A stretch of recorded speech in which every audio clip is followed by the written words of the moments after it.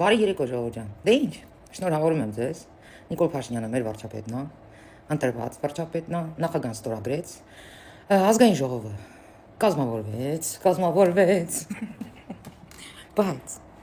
գիտեք թե մեկ էլ։ Ես գիտեմ, որ դուք այդ ամեն ինչը գիտեք։ Ինձ պրոստը հետաքրքիր է։ Ես ուզում եմ դիմեմ այն մարդկանց, ովքեր այս ընդդիմությանը բերեցին մտցրին ազգային ժողով։ Մեկն ու մեկը կարող եք դուրս գալ ինձ բացատրել sense մի հատ եթերով, մի հատ sense վիդեոյով ինձ բացատրել, որպեսզի ես հասկանամ։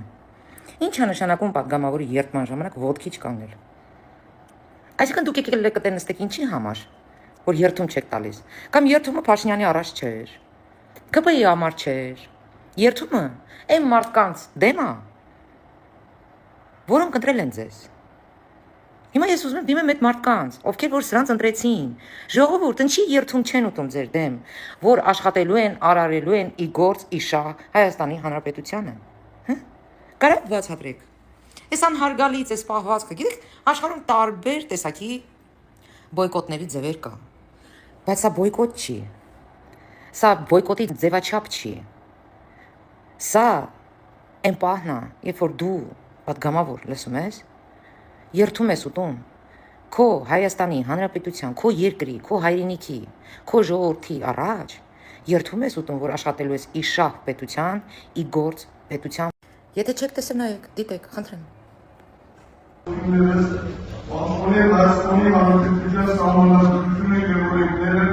նպաստել Հայաստանի Հանրապետության պետականության համակարգմանը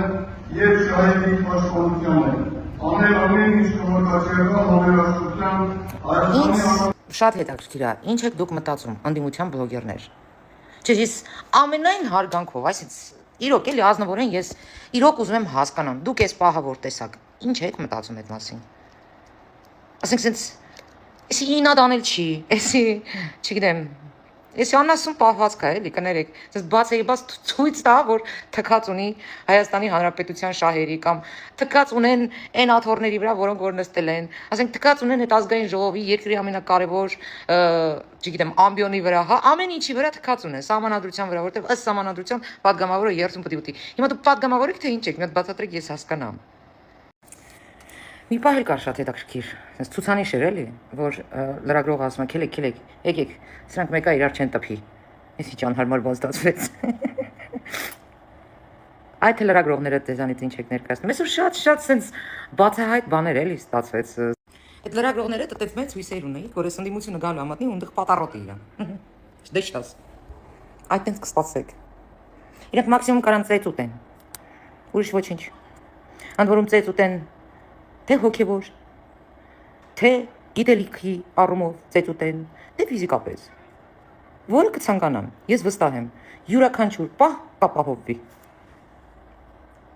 Լրագրողներ։ Մեկ էլ են պահը, որ Ռոբեն Ռոբինյանին ասում են, բա կաթողիկոսին խի չեք հրավիրել։ Խի կաթողիկոս նովա։ Աշ ջան, կաթողիկոս նովա, որ դրանք կանչեն։ Կաթողիկոսը պետք է զբաղվի հոգևոր կյանքով։ Թող զբաղվի։ Այսօր Նիկոլ Փաշինյանը գնացել է եկեղեցի, օրհնվել է մարդը, պատարագի է մասնակցել, կաթողիկոսն ինչ է արել,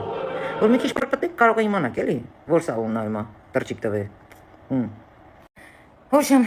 ինչ կասեմ, падգամավոր կրնես ընդդիմության, թե կաթողիկոս, մաթողիկոս կնեք, ով կնեք, ձեր կապիկության թարգը տվեք, որովհետև այն անցած անգամվա նման ոչ մեկս ոչ հիմա չենք հանդուրժելու, իսկ դու կաթողիկոս պատրաստվի։